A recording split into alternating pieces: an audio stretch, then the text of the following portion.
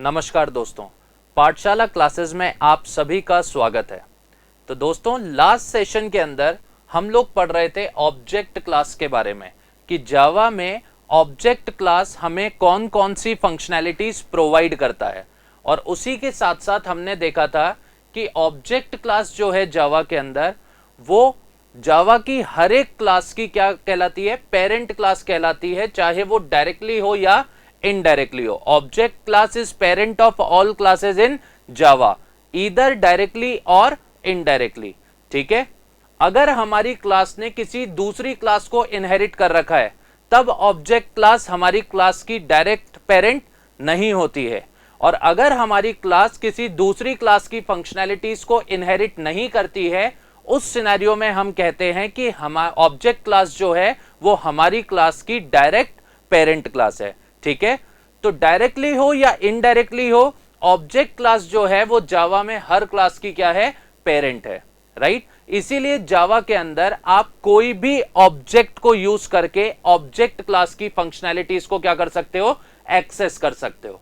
Right, तो आज हम लोग बात करने वाले हैं दूसरी क्लास के बारे में, दैट इज स्ट्रिंग क्लास। कि जावा ने जो हमें स्ट्रिंग क्लास प्रोवाइड करी है, हमने स्टार्टिंग के अंदर ही डिस्कस किया था कि जावा में जो स्ट्रिंग है वो एक डेटा टाइप नहीं है, बल्कि जावा में स्ट्रिंग क्या है, एक प्री डिफाइंड क्लास है। और क्लासेस के अंदर हमारे को जावा ने क्या प्रोवाइड करी है, बहुत सारी प्री डिफाइंड फंक्शनैलिटीज प्रोवाइड करी है। राइट, तो सबसे पहले अपन जावा की इस स्ट्रिंग क्लास के बारे में जानेंगे कि इस स्ट्रिंग क्लास की क्या क्या फंक्शनैलिटीज है, इस क्लास को जावा ने किस तरीके से डिजाइन किया है। राइट, तो आज का जो हमारा टॉपिक है वो है स्ट्रिंग क्लास से रिलेटेड। तो अगर मैं स्ट्रिंग की बात करूं तो स्ट्रिंग क्या होता है, स्ट्रिंग होता है group of characters.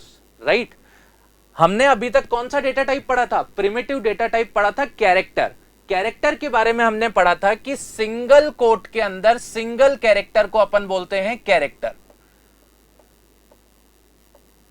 Single quote के अंदर सिंगल कैरेक्टर को हम बोलते हैं कैरेक्टर।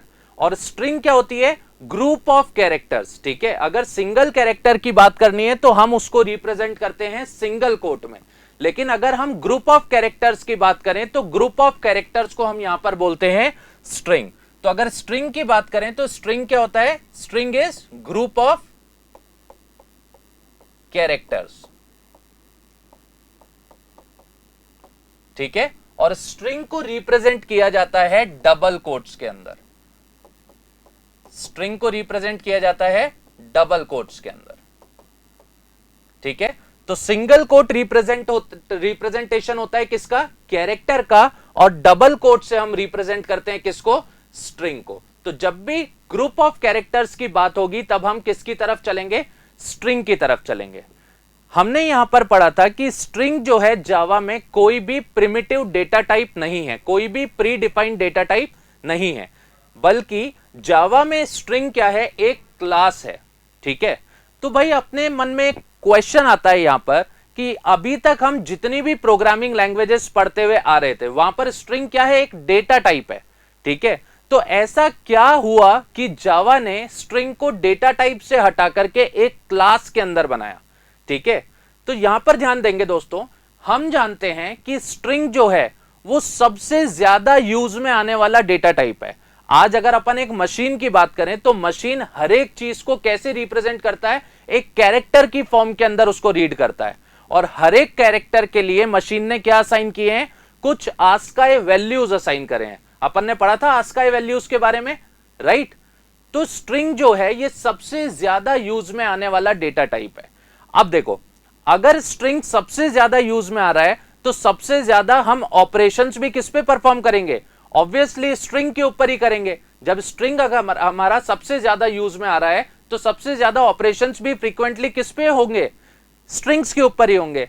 तो हर एक फंक्शनैलिटी के लिए हमें क्या करना पड़ रहा था, कोई भी टास्क हमें अगर परफॉर्म करना है स्ट्रिंग के ऊपर तो उसके लिए हमें क्या करना पड़ रहा था, हमेशा एक लॉजिक लिखना पड़ रहा था। ठीक है, फॉर एग्जाम्पल अगर मैं आपको बोलूं कि आपको एक स्ट्रिंग है, एक स्ट्रिंग के कैरेक्टर्स को रिवर्स करना है, तो रिवर्स करने के लिए हमें लॉजिक लिखना पड़ रहा था। या फिर मैं आपको बोलूं कि मैंने आपको कोई स्ट्रिंग प्रोवाइड करी है और वो लोअर केस के अंदर है, ठीक है, उसके सारे कैरेक्टर्स को आपको अपर केस में करना है। लेट्स से कि मैं आपसे कह रहा हूं कि आपके पास कोई भी एक स्ट्रिंग है ABCDE, ठीक है, कोई भी आपके पास एक स्ट्रिंग है, इस स्ट्रिंग के सभी कैरेक्टर्स को आपको अपर केस में कन्वर्ट करना है, मतलब ABCD और E अपर केस में कन्वर्ट करना है। तो अगेन हमें एक लॉजिक लिखना पड़ रहा था, या फिर मैं आपको बोलूं हमारे पास एक स्ट्रिंग गिवन है, इस स्ट्रिंग के डेटा को किसी दूसरी स्ट्रिंग के अंदर आपको क्या करना है, इंसर्ट करना है।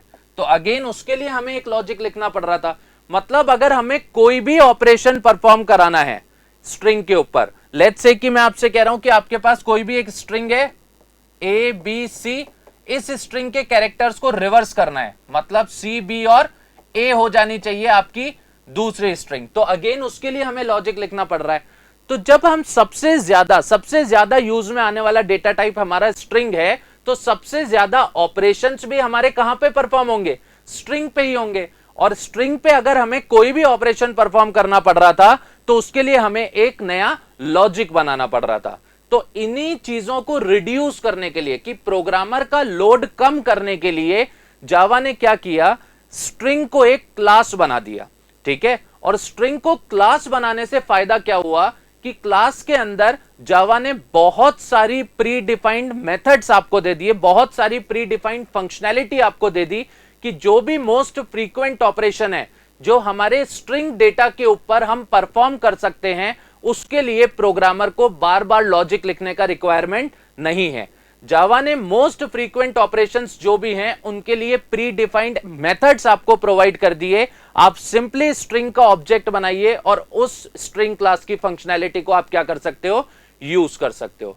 इसीलिए जावा ने क्या किया, सिर्फ फंक्शनैलिटीज प्रोवाइड करने के लिए, कि n नंबर ऑफ फंक्शनैलिटी जो आपको जावा ने प्रोवाइड करी है उसको एक क्लास में मेंशन कर दिया। और जावा ने बोला कि स्ट्रिंग को हम डेटा टाइप कंसीडर ना करके हम क्या कंसीडर करेंगे, एक ऑब्जेक्ट कंसीडर करेंगे, ताकि उस ऑब्जेक्ट पे आप उस स्ट्रिंग क्लास की सारी फंक्शनैलिटीज को यूज कर सको। क्लियर है? तो जावा में स्ट्रिंग क्या है, एक क्लास है। क्लियर हुआ यहां तक? ठीक है। आगे अगर अपन बात करें तो ये जो स्ट्रिंग क्लास जावा ने बनाई है, जावा ने इस स्ट्रिंग क्लास को कैसा बनाया है, फाइनल बनाया है। ठीक है, तो ध्यान रखना स्ट्रिंग क्लास जो है जावा में वो एक फाइनल क्लास है। ठीक है, क्लास को जावा ने क्या डिक्लेयर किया है, फाइनल डिक्लेयर किया है। फाइनल का मतलब यार ये मोस्ट फ्रीक्वेंट ऑपरेशंस है। ठीक है, तो कोई भी इन प्री डिफाइंड फंक्शनैलिटीज के साथ कोई छेड़खानी ना कर पाए, इसीलिए जावा ने क्या किया, इस पूरी की पूरी स्ट्रिंग क्लास को ही कैसा बना दिया, फाइनल बना दिया। अगर आपने क्लास को फाइनल बनाया तो फाइनल मॉडिफायर के बारे में हमने पढ़ा था कि आप किसी भी क्लास को फाइनल अगर बना देते हो तो उस क्लास को हम क्या नहीं कर सकते, इनहेरिट नहीं कर सकते। और जब तक हम किसी क्लास की फंक्शनैलिटीज को इनहेरिट नहीं करेंगे तब तक हम उसकी फंक्शनैलिटीज को चेंज कर सकते हैं क्या, ओवरराइड कर सकते हैं क्या, नहीं। ओवरराइडिंग किसी भी फंक्शनैलिटी की तभी पॉसिबल है जब वो फंक्शनैलिटी आपकी क्लास में आपको इनहेरिट होकर के मिल रही हो। तो जब क्लास ही इनहेरिट नहीं होगी तो आप इसकी फंक्शनैलिटीज को चेंज कर सकते हो क्या, नहीं। तो कोई भी यूजर इस प्री डिफाइंड क्लास की फंक्शनैलिटीज को चेंज ना कर पाए, इसीलिए जावा ने यहां पर इस स्ट्रिंग क्लास को क्या रखा है, फाइनल रखा है। ठीक है, तो जावा की जो स्ट्रिंग क्लास है वो कैसी क्लास है, एक फाइनल क्लास है। क्लियर है? अब क्लास है तो क्लास के क्या क्रिएट करने पड़ेंगे, ऑब्जेक्ट्स क्रिएट करने पड़ेंगे, राइट। तो यहां पर ध्यान रखना, आप स्ट्रिंग क्लास के ऑब्जेक्ट्स कैसे बना पाओगे, आप दो तरीके से स्ट्रिंग क्लास के ऑब्जेक्ट बना सकते हो। या तो आप स्ट्रिंग को डायरेक्टली कोई भी वैल्यू प्रोवाइड कर दो। लेट्स से मैंने यहां पर लिखा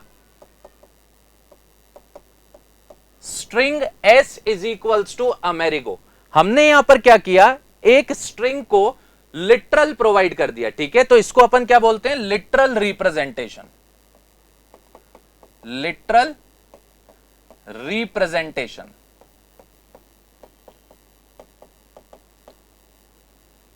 तो प्रीवियस सेशंस के अंदर हम लोगों ने इसके बारे में यहां पर डिस्कस कर रखा है कि लिटरल्स क्या होते हैं। लिटरल्स होती हैं कांस्टेंट वैल्यूज।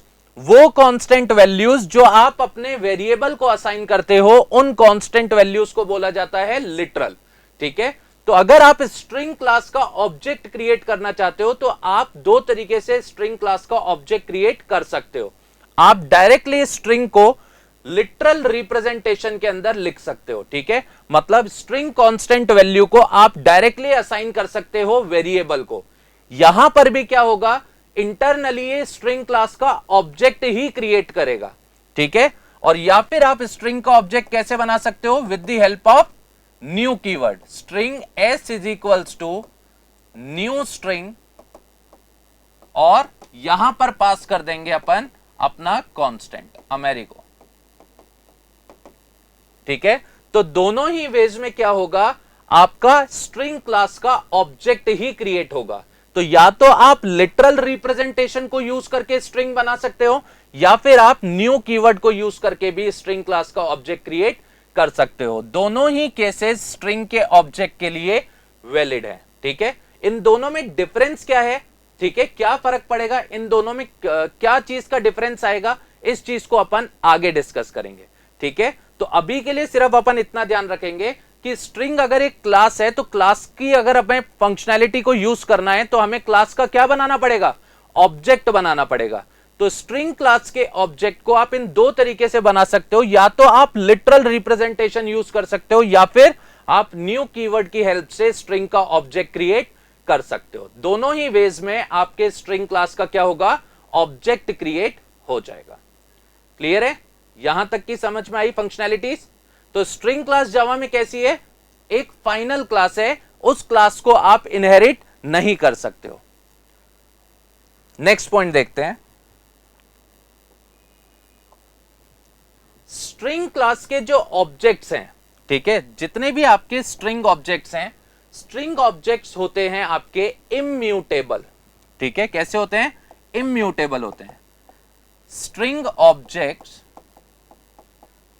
Are immutable. ठीक है, अब ये इम्यूटेबल क्या चीज है, देखो, ये जो ऑब्जेक्ट्स होते हैं ये दो टाइप के होते हैं, या तो होगा म्यूटेबल ऑब्जेक्ट या होगा इम्यूटेबल ऑब्जेक्ट। अब ये म्यूटेबल और इम्यूटेबल क्या चीज है, इनके बारे में अपन थोड़ा सा डिस्कस करते हैं। म्यूटेबल ऑब्जेक्ट्स और इम्यूटेबल ऑब्जेक्ट्स।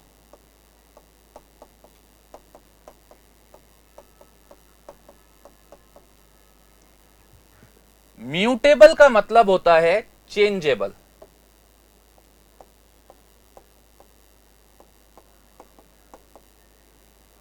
ठीक है, और इम्यूटेबल का मतलब होता है नॉन चेंजेबल।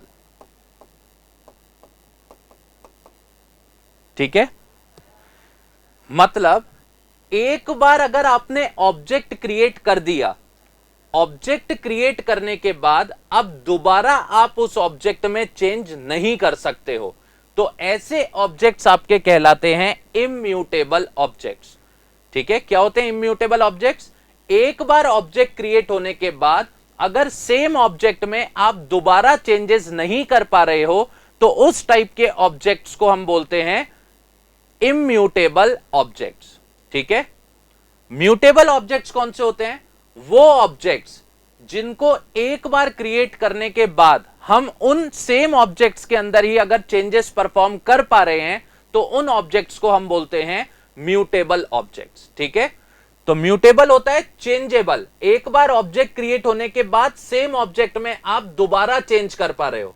ठीक है, और इम्यूटेबल होता है नॉन चेंजेबल, एक बार ऑब्जेक्ट क्रिएट होने के बाद सेम ऑब्जेक्ट में आप दोबारा चेंजेस नहीं कर सकते हो। क्लियर है, तो यहां पर हम इस चीज का ध्यान रखेंगे कि जो स्ट्रिंग ऑब्जेक्ट्स होते हैं, स्ट्रिंग ऑब्जेक्ट्स कैसे होते हैं, इम्यूटेबल होते हैं। एक बार अगर आपने स्ट्रिंग ऑब्जेक्ट क्रिएट कर दिया तो सेम ऑब्जेक्ट में अब आप दोबारा चेंजेस परफॉर्म नहीं कर पाओगे। क्लियर है गाइस, समझ में आया। तो सबसे पहली प्रॉपर्टी हमने यहां पर देखी कि स्ट्रिंग क्लास कैसी हमारी फाइनल क्लास है, और दूसरी प्रॉपर्टी हमने यहां पर देखी कि स्ट्रिंग ऑब्जेक्ट्स कैसे होते हैं, इम्यूटेबल होते हैं, एक बार ऑब्जेक्ट क्रिएट होने के बाद सेम ऑब्जेक्ट के अंदर हम दोबारा चेंजेस नहीं कर सकते। क्लियर है? तो यहां पे अगर मैं आपसे बोलूं कि लेट्स से कि एक एग्जांपल हम यहां पर लेते हैं,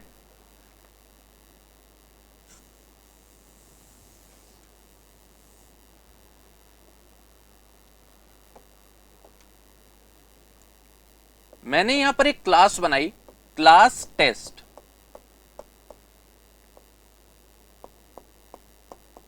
पब्लिक स्टैटिक void main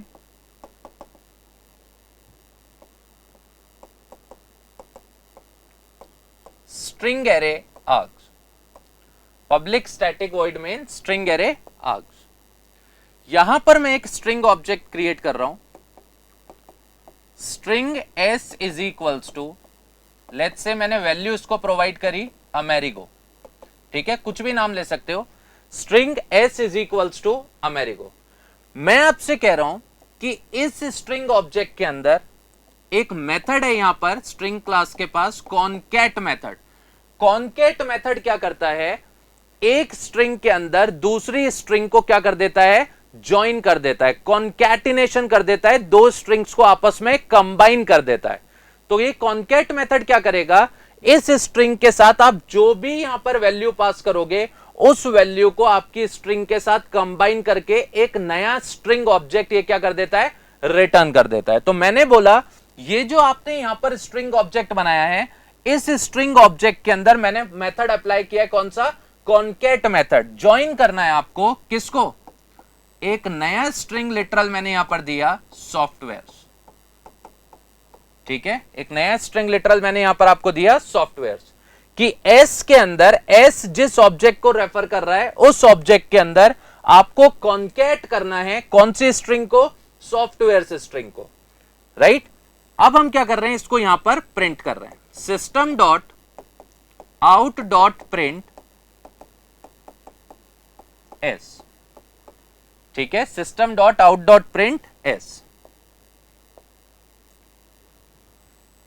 तो अगर अपन यहां पर बात करें तो इस पर्टिकुलर प्रोग्राम में क्या क्या चीजें हुई, सबसे पहले तो हमने क्या किया, एक स्ट्रिंग क्लास का ऑब्जेक्ट क्रिएट किया। तो यहां पे क्या होगा, एक स्ट्रिंग क्लास का ये इंटरनली ऑब्जेक्ट क्रिएट कर देगा जिसकी वैल्यू क्या रख देगा, अमेरिगो, और इस पर्टिकुलर ऑब्जेक्ट को कौन सा वेरिएबल रेफर करेगा, एस वेरिएबल रेफर करेगा, राइट। क्लियर हुआ यहां तक।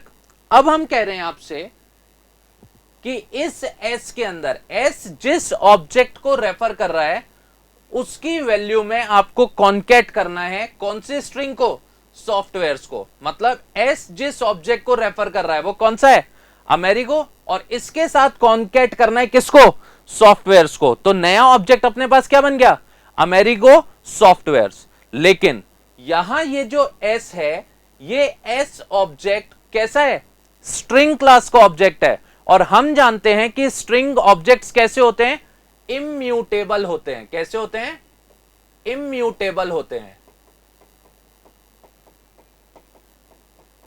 मतलब एक बार जब आपने ऑब्जेक्ट क्रिएट कर दिया तो ऑब्जेक्ट क्रिएट होने के बाद सेम ऑब्जेक्ट के अंदर आप दोबारा चेंजेस नहीं कर सकते हो। तो आप यहां पे क्या कह रहे हो, आप कह रहे हो कि एस के अंदर आपको कॉन्कैट करना है सॉफ्टवेयर्स को, तो पॉसिबल है क्या, नहीं है पॉसिबल। ध्यान रखना, सेम ऑब्जेक्ट के अंदर चेंजेस परफॉर्म करना पॉसिबल नहीं है। तो कॉन्कैट मेथड क्या करता है, s की वैल्यू को पिक करेगा और इसके साथ कॉन्कैट कर देगा किसको, सॉफ्टवेयर्स को। लेकिन ये जो चेंजेस हैं ये सेम ऑब्जेक्ट के अंदर चेंजेस परफॉर्म नहीं करेगा, बल्कि ये आपको इन चेंजेस के साथ एक नया स्ट्रिंग ऑब्जेक्ट क्या करेगा, रिटर्न करेगा। ध्यान रखना, स्ट्रिंग ऑब्जेक्ट्स होते हैं इम्यूटेबल, एक बार ऑब्जेक्ट क्रिएट होने के बाद सेम ऑब्जेक्ट में आप दोबारा चेंजेस नहीं कर सकते हो। तो यहां पे कॉन्कैट मेथड क्या करेगा, आपकी स्ट्रिंग के अंदर सॉफ्टवेयर्स को कॉन्कैट करके एक नया स्ट्रिंग ऑब्जेक्ट आपको क्या करेगा, रिटर्न करेगा। तो यहां पे आपके सामने क्या हो रहा है, एक नया स्ट्रिंग ऑब्जेक्ट क्या कर रहा है, ये रिटर्न कर रहा है। तो नया ऑब्जेक्ट आया तो आपने इस ऑब्जेक्ट को किसी भी वेरिएबल से रेफर करवाया क्या, नहीं। तो ये ऑब्जेक्ट इंटरनली क्रिएट हो जाएगा, लेकिन इस ऑब्जेक्ट को आपने कोई भी रेफरेंस प्रोवाइड नहीं किया है। यहां ये जो ऑब्जेक्ट रिटर्न करेगा उस ऑब्जेक्ट को आपने कोई भी रेफरेंस प्रोवाइड किया है क्या? नहीं किया है। तो सिंपली एक ऑब्जेक्ट क्रिएट हो जाएगा लेकिन इस ऑब्जेक्ट के पास कोई भी रेफरेंस नहीं होगा। क्लियर है? समझ में आया? सेम ऑब्जेक्ट के अंदर चेंजेस परफॉर्म आप नहीं कर सकते हो। तो अगर मैं यहां पर प्रिंट करूं system dot out dot print S, अगर मैं एस को प्रिंट करूं तो एस कौन से ऑब्जेक्ट को रेफर कर रहा है? अमेरिगो। तो यहां पे आंसर मेरे पास क्या आ जाएगा? अमेरिगो। ठीक है, तो ये चेंजेस परफॉर्म क्यों नहीं हुए? क्योंकि स्ट्रिंग ऑब्जेक्ट्स कैसे होते हैं? इम्यूटेबल होते हैं। समझ में आया गाइस? क्लियर हो गया? यहां तक कोई डाउट? ठीक है, तो इसको अपन परफॉर्म करके भी देख लेते हैं यहां पे।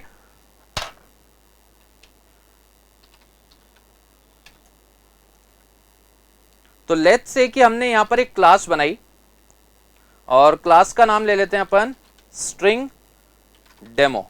ठीक है, क्लास का नाम अपन ने दे दिया स्ट्रिंग डेमो। मेन मेथड बना लेते हैं पब्लिक स्टैटिक वॉइड मेन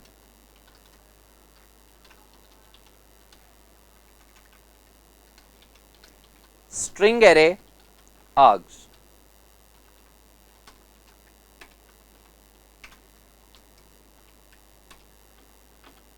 ठीक है, एक स्ट्रिंग ऑब्जेक्ट बना लेते हैं string S is equals to, और लेट्स से हमने इसको वैल्यू प्रोवाइड करी अमेरिगो। अब हम कह रहे हैं इस एस के अंदर आपको कॉन्कैट करनी है कौन सी string? Software. S dot concat of software, और हम इस एस को यहां पे क्या कर रहे हैं? प्रिंट कर रहे हैं। तो system dot out dot print. ठीक है, और इस वेरिएबल को हमने यहां पे क्या कर लिया? प्रिंट कर लिया। सेव कर लेते हैं फाइल को।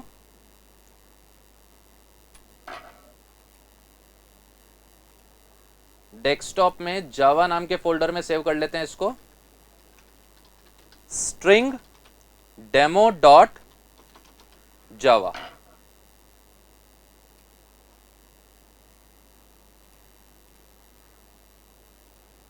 सेव हो गई हमारी फाइल, रन करा लेते हैं।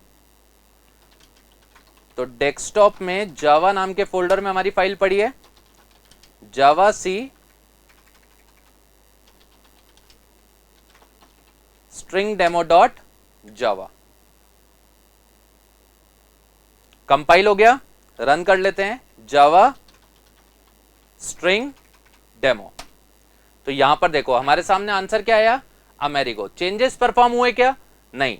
ठीक है, क्योंकि स्ट्रिंग ऑब्जेक्ट्स कैसे होते हैं? इम्यूटेबल होते हैं। एक बार अगर आपने ऑब्जेक्ट क्रिएट कर दिया तो सेम ऑब्जेक्ट के अंदर आप दोबारा से चेंजेस परफॉर्म नहीं कर सकते हो। क्लियर हुआ?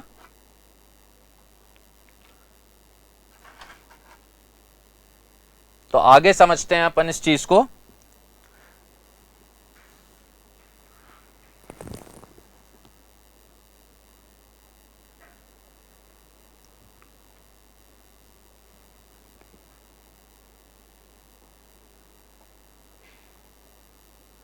तो स्ट्रिंग को रिप्रेजेंट करने के हमने दो वेज देखे हैं। मैंने आपसे कहा कि स्ट्रिंग को आप डायरेक्टली लिटरल रिप्रेजेंटेशन से भी बना सकते हो, या फिर आप न्यू कीवर्ड का यूज करके भी स्ट्रिंग को डिफाइन कर सकते हो। ठीक है, तो इन दोनों वेज में डिफरेंस क्या है? ठीक है, ये दो वेज आपने जो बनाए हैं, तो जरूरत है कि इसके अंदर कुछ ना कुछ तो डिफरेंस होगा ही आपस में, राइट? तो एक वे हमारे पास है string S is equals to Amerigo. ठीक है, डायरेक्टली हमने क्या किया? लिटरल का यूज करके स्ट्रिंग ऑब्जेक्ट क्रिएट किया है। और दूसरा वे हमने देखा string S is equals to new string, और वैल्यू हमने यहां पर प्रोवाइड करी अमेरिगो। ठीक है, इन दोनों ही वेज के अंदर हम क्या कर सकते हैं? स्ट्रिंग ऑब्जेक्ट्स क्रिएट कर सकते हैं। तो इन दोनों वेज में डिफरेंस क्या है?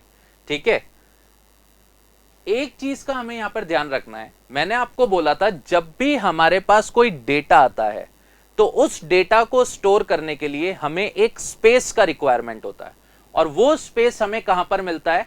मेमोरी के अंदर मिलता है, राइट। तो जब भी हम कोई ऑब्जेक्ट क्रिएट कर रहे हैं तो उस ऑब्जेक्ट को मेमोरी के अंदर स्पेस मिलता है, राइट। तो यहां पर अगर हम स्ट्रिंग की बात करें तो स्ट्रिंग में क्या हो रहा है, स्ट्रिंग एक क्लास है, तो क्लास का क्या क्रिएट हो रहा है, ऑब्जेक्ट क्रिएट हो रहा है, राइट। तो वो जो ऑब्जेक्ट क्रिएट हो रहा है तो उस पर्टिकुलर ऑब्जेक्ट को मेमोरी के अंदर स्पेस मिलेगा, राइट। और ऑब्जेक्ट क्रिएशन की अगर मैं बात करूं तो ऑब्जेक्ट क्रिएशन कब होता है, देखो सबसे पहले आप अपने प्रोग्राम को कंपाइल करते हो, कंपाइल करने के बाद आप अपने प्रोग्राम को रन करते हो, राइट। तो दो फेजेस हैं हमारे पास, एक है कंपाइल टाइम और एक है रन टाइम, ठीक है। एक काम आपका परफॉर्म कर रहा है कंपाइलर और दूसरा काम आपका परफॉर्म कर रहा है जेवीएम, ठीक है। तो ये अगर मैं ऑब्जेक्ट क्रिएशन की बात करूं, ठीक है, आप जब भी किसी क्लास का ऑब्जेक्ट बनाते हो तो ये ऑब्जेक्ट क्रिएशन जो है ये कंपाइल टाइम पे होता है या रन टाइम पे होता है, बट ऑब्वियसली रन टाइम पे होता है। ऑब्जेक्ट सारे के सारे कहां क्रिएट होंगे, रन टाइम पे क्रिएट होंगे। तो ऑब्जेक्ट क्रिएशन जो है वो एक रन टाइम ऑपरेशन है। तो हमेशा ध्यान रखना ये जितने भी रन टाइम ऑपरेशन होते हैं ये सारे के सारे ऑपरेशंस हीप एरिया के अंदर होते हैं। कहां पर होते हैं, हीप एरिया में। जो कंप्यूटर मेमोरी है इस कंप्यूटर मेमोरी को डिफरेंट सेगमेंट्स में डिवाइड किया जाता है, ठीक है। कुछ आपका डेटा सेगमेंट हो गया, डेटा एरिया हो गया, कुछ आपका स्टैक एरिया हो गया, कुछ आपका हीप एरिया हो गया, ठीक है। तो अलग अलग मेमोरी एरिया के अंदर डिवाइड किया जाता है, कुछ आपका मेथड एरिया हो गया, राइट। तो पूरी की पूरी मेमोरी को ये क्या करते हैं, कुछ डिफरेंट सेगमेंट्स में डिवाइड करते हैं, ठीक है। और ऑपरेशन उन पर्टिकुलर सेगमेंट के अंदर ही परफॉर्म होते हैं। तो यहां पर हम एक चीज का ध्यान रखेंगे, बहुत डिटेल में अपने को जाने की रिक्वायरमेंट नहीं है इसके, सिर्फ एक पार्ट अपन ध्यान रखेंगे यहां पर कि जितने भी आपके रन टाइम ऑपरेशंस होते हैं वो रन टाइम ऑपरेशंस आपके कहां परफॉर्म होते हैं, हीप एरिया के अंदर परफॉर्म होते हैं। जैसे ऑब्जेक्ट क्रिएशन, ऑब्जेक्ट क्रिएशन कब होगा, जब आप प्रोग्राम रन करोगे, जब प्रोग्राम आपका एग्जीक्यूट होगा उस टाइम पे आपका क्या होगा, ऑब्जेक्ट क्रिएशन होंगे। तो ऑब्जेक्ट क्रिएशन जो है ये एक रन टाइम ऑपरेशन है और जितने भी रन टाइम ऑपरेशन होते हैं वो कहां पर परफॉर्म किए जाते हैं, हीप एरिया के अंदर परफॉर्म किए जाते हैं, राइट। अब यहां पर एक चीज का आप ध्यान रखोगे, आपका जो मेमोरी का हीप एरिया है, ठीक है, आपका जो हीप एरिया है इस हीप एरिया को भी एक स्पेशल सेगमेंट में डिवाइड किया जाता है, ठीक है। लेट्स से आपके कंप्यूटर मेमोरी के अंदर आपके पास एक हीप एरिया है और एक स्पेशल टाइप का एरिया डिफाइन किया जाता है स्पेशली फॉर स्ट्रिंग लिटरल्स, ठीक है। आप जितनी भी ये स्ट्रिंग की वैल्यूज यहां पर बनाते हो, प्रोवाइड करते हो, इन स्ट्रिंग वैल्यूज को स्टोर करने के लिए एक स्पेशल मेमोरी एरिया रिजर्व किया जाता है जिसको हम बोलते हैं स्ट्रिंग कांस्टेंट पूल। एक तो हमारे पास हो गया हीप एरिया और एक हमारे पास हो गया एससीपी एरिया, ठीक है, ध्यान रखना इस चीज का। हीप एरिया में जितने भी रन टाइम ऑपरेशंस हैं वो सारे कहां परफॉर्म होते हैं, आपके हीप एरिया के अंदर परफॉर्म होते हैं। लेकिन ये जो स्ट्रिंग वैल्यूज हैं इन स्ट्रिंग वैल्यूज को स्टोर करने के लिए, ठीक है, for future references, in string values को स्टोर करने के लिए आपकी मेमोरी के अंदर एक स्पेशल एरिया रिजर्व किया जाता है जिसको बोला जाता है एससीपी एरिया। एससीपी का मतलब होता है string constant pool, string constant pool, ठीक है। इस स्पेशल एरिया को रिजर्व क्यों किया जाता है, जैसा कि हम जानते हैं कि स्ट्रिंग जो है ये सबसे ज्यादा यूज में आने वाला डेटा टाइप है, राइट, सबसे ज्यादा यूज में आने वाला है। तो आप जब भी स्ट्रिंग के साथ काम करोगे, स्ट्रिंग को तो आपने एक क्लास बना दिया, ठीक है, और क्लास के हमेशा क्या क्रिएट होंगे, ऑब्जेक्ट क्रिएट होंगे। तो हम जानते हैं ऑब्जेक्ट क्रिएशन जो होता है ये बहुत ही एक कॉस्टली ऑपरेशन है in terms of time and in terms of space. हमने ऑब्जेक्ट ओरिएंटेड प्रोग्रामिंग में पढ़ा था कि ऑब्जेक्ट हमें तभी क्रिएट करना चाहिए जब हमारे पास बिल्कुल नेसेसरी हो कि इसके बिना हमारा काम होगा ही नहीं। क्यों, क्योंकि ऑब्जेक्ट क्रिएशन क्या है, बहुत ही कॉस्टली ऑपरेशन पड़ता है इन टर्म्स ऑफ टाइम और स्पेस। अपन ने पढ़ा था इंस्टेंस कंट्रोल फ्लो के अंदर, अपन ने इस चीज को बहुत डिटेल के अंदर डिस्कस किया था कि जब आप एक ऑब्जेक्ट क्रिएट करते हो तो क्या क्या चीजें होती हैं। जितने भी इंस्टेंस मेंबर्स हैं वो सब मेमोरी के अंदर आते हैं, ठीक है। उसके अलावा जितने भी इंस्टेंस ब्लॉक्स हैं आपकी क्लास के वो सब एग्जीक्यूट होंगे, अगेन कंस्ट्रक्टर एग्जीक्यूट होगा, राइट। तो ये बार बार होगा जितनी बार आप ऑब्जेक्ट क्रिएट करोगे। और स्ट्रिंग को हमने बोला है कि सबसे ज्यादा यूज में आने वाला डेटा टाइप है, राइट। तो हमेशा अगर हम बार बार ही ऑब्जेक्ट बनाएंगे तो ऑब्जेक्ट क्रिएशन तो टाइम कंज्यूमिंग प्रोसेस है, हमारा एप्लीकेशन का वर्किंग तो स्लो हो जाएगा, राइट। तो यहां पे जावा ने क्या किया, स्ट्रिंग लिटरल्स, जो वैल्यूज आपने पहले प्रोवाइड करी हैं स्ट्रिंग को, इन वैल्यूज को जावा क्या कर लेता है, स्टोर कर लेता है। कहां पर, एससीपी के अंदर। कि हो सकता है कि आपने आज जो ऑब्जेक्ट बनाया है ये ही ऑब्जेक्ट आपको फ्यूचर में दोबारा इसकी रिक्वायरमेंट पड़ जाए, ठीक है। जो ऑब्जेक्ट आज हम क्रिएट कर रहे हैं, जो स्ट्रिंग वैल्यू आज मैंने यूज करी है, हो सकता है आगे चल करके सेम वैल्यू दोबारा मेरे काम में आ जाए। तो अगर ऐसा होगा कि दोबारा मेरे काम में आ जाए तो बार बार हमें क्या करना पड़ेगा, ऑब्जेक्ट क्रिएट होते रहेंगे, राइट। तो इस चीज से बचने के लिए कि परफॉर्मेंस थोड़ा हमारा इंप्रूव हो, उस चीज के लिए जावा ने क्या किया, एक एससीपी एरिया बनाया, that is string constant pool. आप यहां पर जो भी स्ट्रिंग ऑब्जेक्ट्स क्रिएट कर रहे हो, जावा क्या करता है, जैसे ही स्ट्रिंग कांस्टेंट उसके सामने आता है, इस स्ट्रिंग कांस्टेंट को एक ऑब्जेक्ट बना करके स्टोर कर लेता है एससीपी एरिया के अंदर, कि फ्यूचर में कभी दोबारा आपने इसी वैल्यू का ऑब्जेक्ट मांगा तो मैं नया ऑब्जेक्ट क्रिएट करने के बजाय आपको सेम ऑब्जेक्ट का रेफरेंस क्या कर दूंगा, रिटर्न कर दूंगा। और ऐसा करने से होगा क्या, हमारी परफॉर्मेंस क्या हो जाएगी, इंप्रूव हो जाएगी, ठीक है।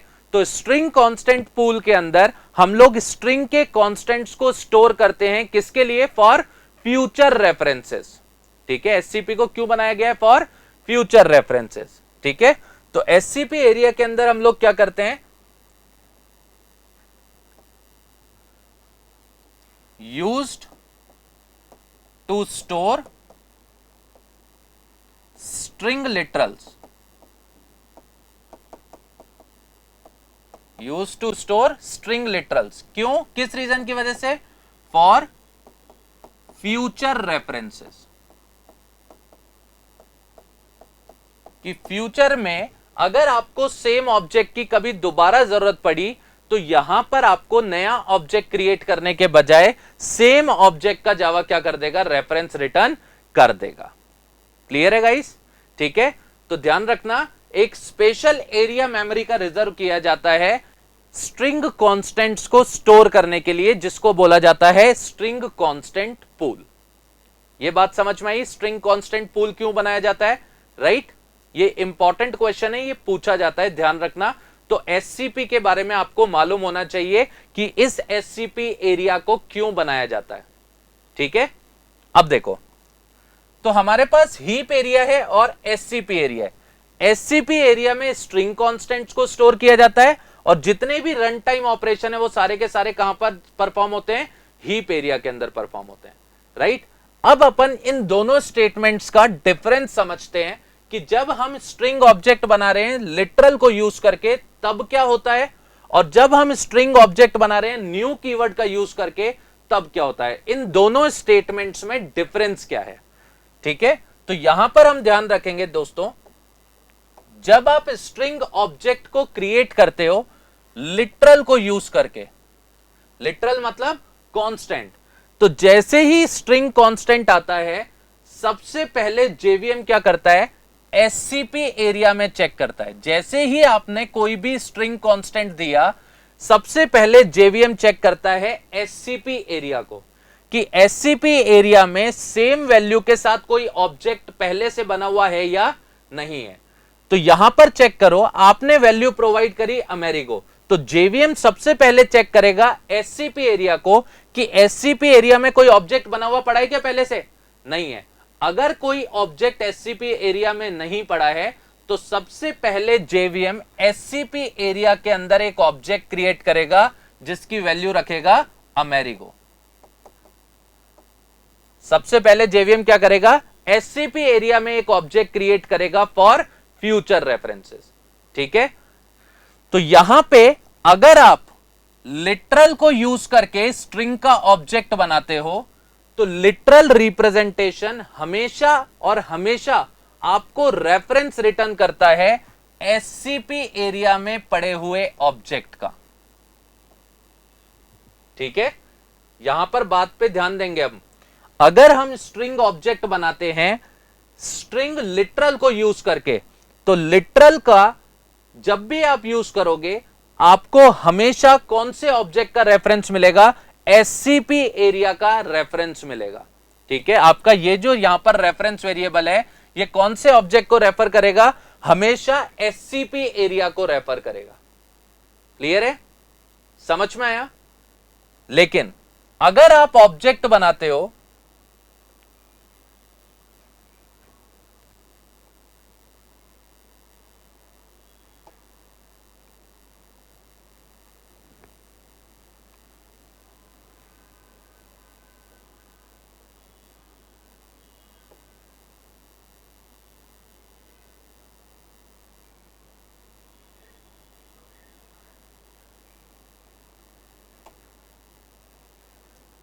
लेट्स से कि अगर आप ऑब्जेक्ट बनाते हो न्यू कीवर्ड का यूज करके, ठीक है, तो अगेन दो एरिया है हमारे पास, one is heap area and other one is SCP area. तो अगर आप यहां पर ऑब्जेक्ट बनाते हो न्यू कीवर्ड का यूज करके, ठीक है, तो सबसे पहले सेम वर्किंग, जैसे ही आप स्ट्रिंग कांस्टेंट प्रोवाइड करोगे तो सबसे पहले जेवीएम कौन से एरिया में देखेगा, एससीपी एरिया के अंदर देखेगा। एससीपी एरिया में देख करके बताओ क्या अमेरिगो नाम से कोई ऑब्जेक्ट पहले से बना हुआ है क्या, नहीं है। अगर ऑब्जेक्ट बना हुआ नहीं है तो सबसे पहले जेवीएम एक ऑब्जेक्ट क्रिएट करेगा कौन से एरिया के अंदर, एससीपी एरिया के अंदर। ठीक है, सबसे पहले जेवीएम ऑब्जेक्ट क्रिएट करेगा किसके अंदर, एससीपी एरिया के अंदर फॉर फ्यूचर रेफरेंस। कि ठीक है आप अभी तो इसको काम में ले रहे हो लेकिन हो सकता है सेम ऑब्जेक्ट आपके आगे भी काम आए। ठीक है, तो सबसे पहले वो क्या करेगा, एससीपी एरिया के अंदर ऑब्जेक्ट बनाएगा। अब अगर आपने न्यू कीवर्ड का यूज किया है ऑब्जेक्ट बनाने के लिए, अगर आपने न्यू कीवर्ड का यूज किया है तो न्यू कीवर्ड हमेशा एक रन टाइम ऑपरेशन है। न्यू का मतलब नया, न्यू कीवर्ड हमेशा एक नया ऑब्जेक्ट बनाएगा कौन से एरिया में, हीप एरिया के अंदर। तो यहां पर हीप एरिया के अंदर भी एक ऑब्जेक्ट क्रिएट हो जाएगा अमेरिगो के नाम से, और न्यू कीवर्ड की वजह से आपको हमेशा रेफरेंस कौन से एरिया का मिलेगा, हीप एरिया का रेफरेंस मिलेगा।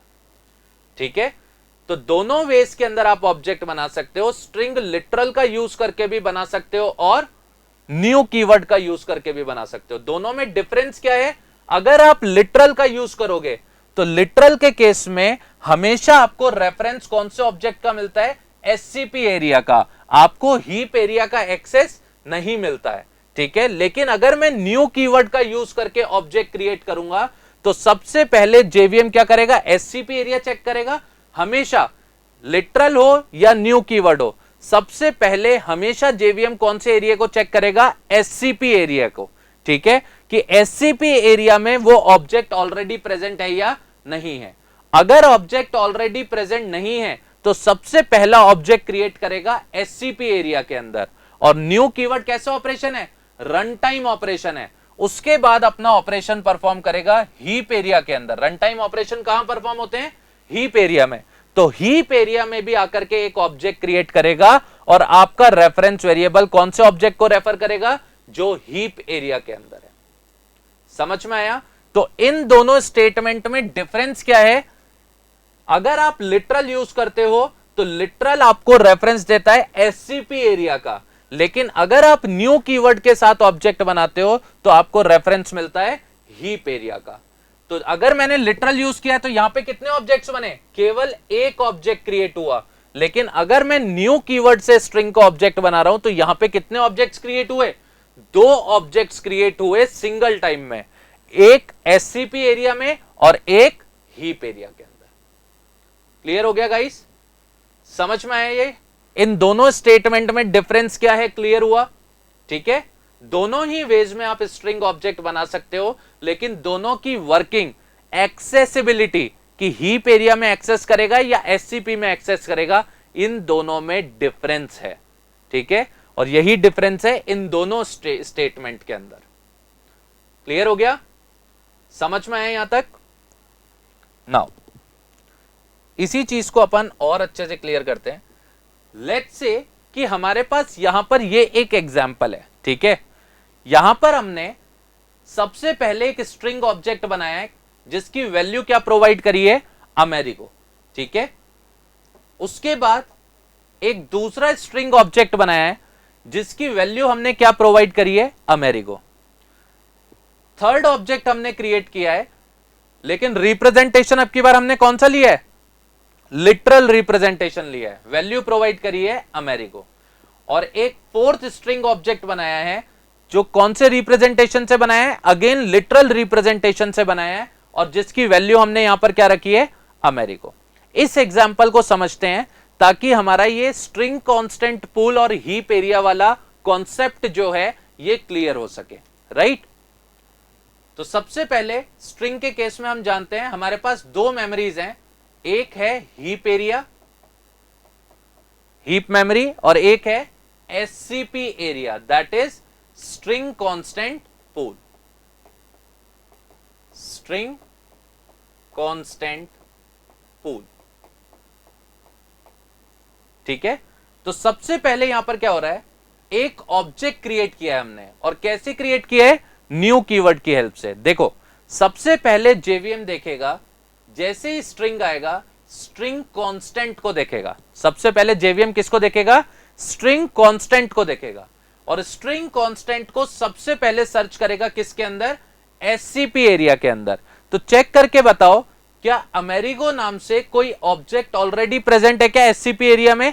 नहीं है। अगर ऑब्जेक्ट ऑलरेडी प्रेजेंट नहीं है तो सबसे पहले जेवीएम एक ऑब्जेक्ट क्रिएट करेगा, कहां पर, एससीपी एरिया में, विद वैल्यू अमेरिगो।